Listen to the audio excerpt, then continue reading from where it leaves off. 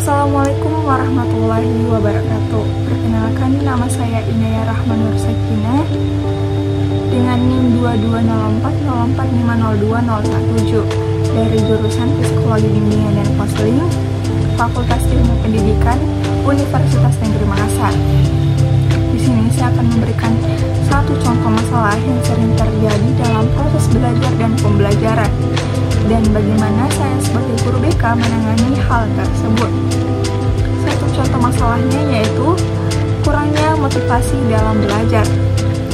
Perlu kita ketahui, motivasi penting pada pembelajaran karena menjadi salah satu faktor penyebab seseorang belajar. Dalam kegiatan belajar, motivasi dapat dikatakan sebagai keseluruhan daya penggerak di dalam diri siswa yang menimbulkan kegiatan belajar, yang menjamin kelangsungan diri kegiatan belajar dan memberikan arah pada kegiatan belajar. Sehingga dapat dikatakan bahwa siswa yang tidak memiliki motivasi belajar, maka tidak akan terjadi kegiatan belajar pada diri siswa tersebut. Untuk itu, motivasi mempunyai peran penting dalam belajar dan pembelajaran, karena motivasi merupakan faktor paling baik untuk prestasi belajar dan motivasi mempunyai kontribusi sampai 64% terhadap prestasi belajar. Motivasi juga akan menggugah anak untuk tetap bersemangat dalam belajar, dan sebaliknya, tanpa motivasi tersebut, siswa sekolah akan merasa sangat sulit untuk memahami materi apa yang dijelaskan oleh guru. Tentu saja, hal ini akan berdampak buruk pada kualitas dirinya dan juga kualitas generasi muda bangsa ini. Faktanya, kurangnya motivasi diri untuk belajar pada siswa sekolah ternyata menjadikan masalah yang begitu membingungkan bagi guru. Contohnya, banyak siswa menghabiskan tidur selama pelajaran berlangsung, siswa mengabaikan penjelasan guru. Ini adalah contoh masalah yang serius yang dialami oleh kebanyakan guru saat ini. Di era modern ini, menemui banyaknya siswa yang memiliki motivasi lemah dalam belajar sangatlah tidak familiar dalam pendidikan di era ini. Apalagi saya sebagai calon guru, untuk itu saya perlu mengetahui apa saja penyebabnya siswa yang kurangnya motivasi dalam belajar tersebut. Yang pertama, guru tidak memberikan motivasi kepada siswa. Guru di sekolah bukan hanya berfungsi sebagai pengajar, tetapi juga sebagai motivator bagi siswanya. Peran guru dalam memotivasi siswa sangatlah penting, khususnya bagi siswa yang memiliki motivasi lemah dan siswa yang bermasalah.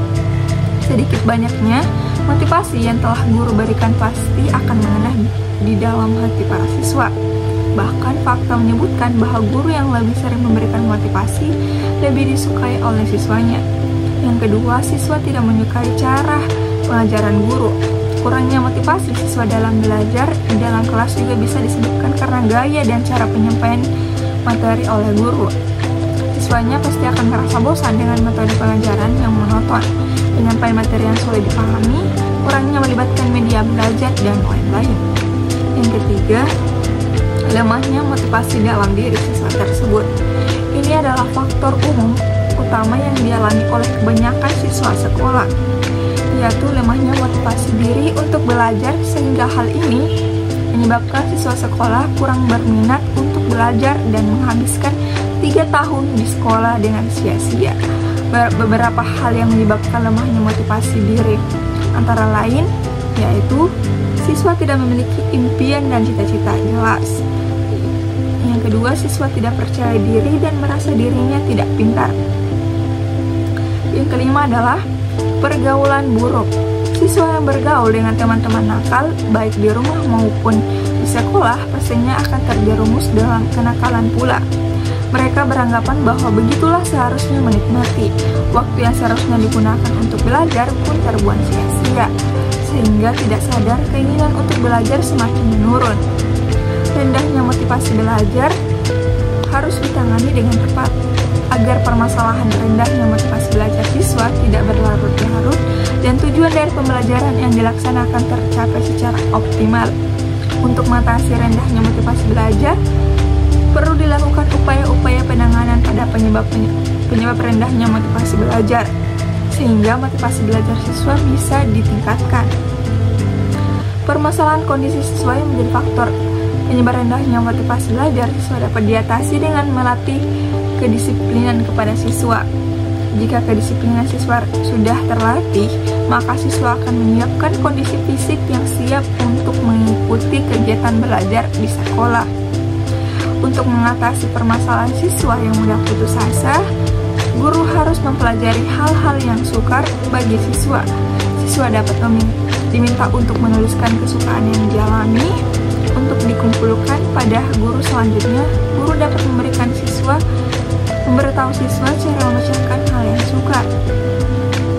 Upaya guru atau upaya saya dalam membelajarkan siswa harus dimaksimalkan.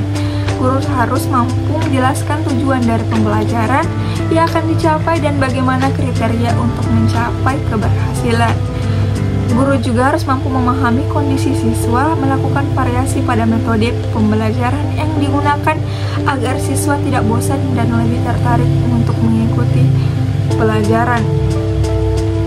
Dan untuk mengatasi permasalahan pada kemampuan siswa yang menjadi faktor penyebab rendahnya motivasi belajar siswa, maka hal yang perlu dilakukan adalah dengan memilih metode pembelajaran yang mudah untuk dipahami oleh siswa.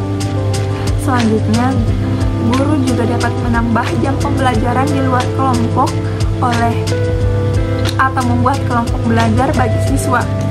Guru juga dapat membagikan materi pembelajaran kepada siswa untuk dipahami di rumah. Dan kondisi lingkungan siswa yang menjadi penyebab rendahnya motivasi belajar dapat dilakukan penanganan dengan mengajak orang tua untuk lebih memantau anaknya di lingkungan sosial, pertemanan, dan selalu memantau hasil belajar anak untuk memantau keadaan siswa di rumah dan di masyarakat. Dapat mengatur pertemuan dengan orang tua siswa atau wali murid untuk tukar informasi tentang kondisi siswa dan memberikan himbauan kepada orang tua untuk selalu memantau pergaulan siswa di rumah. Dengan demikian, keadaan siswa di luar sekolah akan dapat dipantau sehingga dapat meminimalisir keterlibatan atau siswa terpengaruh ke hal-hal yang negatif dan dapat menyebabkan motivasi belajar rendah, dan memberikan bimbingan bagi siswa secara pribadi maupun kelompok atau memberikan jam khusus untuk bimbingan konseling kelas sehingga siswa mendapatkan arahan untuk memilih pergaulan yang mendukung bagi kegiatan belajar siswa yang tidak memilih pergaulan yang mendukung bagi kegiatan rendahnya bagi kegiatan belajar siswa yang tidak memiliki pergaulan yang negatif. Penanganan penyebab rendahnya motivasi belajar siswa pada cita-cita dapat dilakukan dengan memberikan pandangan positif kepada siswa. Hal ini dapat dilaksanakan dengan mendatangkan para alumni yang telah mencapai kesuksesan dalam hidupnya sebagai sumber. Selanjutnya, siswa diikut sertakan dalam kegiatan yang positif, seperti lomba kompetensi siswa. Pengikut sertakan lomba bagi siswa akan meningkatkan kreativitas dan kemampuan siswa, karena